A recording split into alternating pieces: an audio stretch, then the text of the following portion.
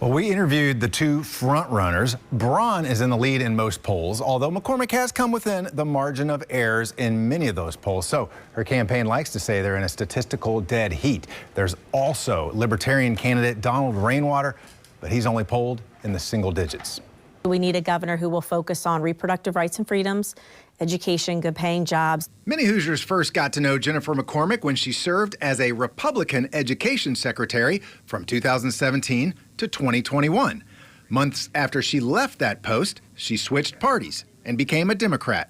I'm pretty fiscally conservative, but I also have always believed in empowerment of others and taking care of others. And when I saw the Republican Party going in a different direction, I just couldn't get behind that. So for me, it was about staying true to my values.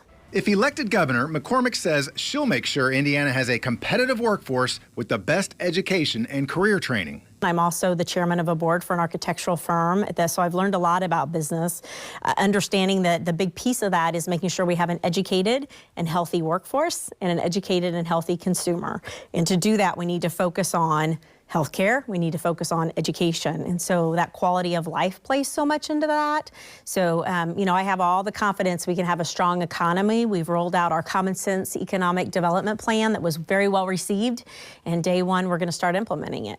Mike Braun is currently a U.S. Senator, but spent most of his life in business, running an automotive accessory distribution company.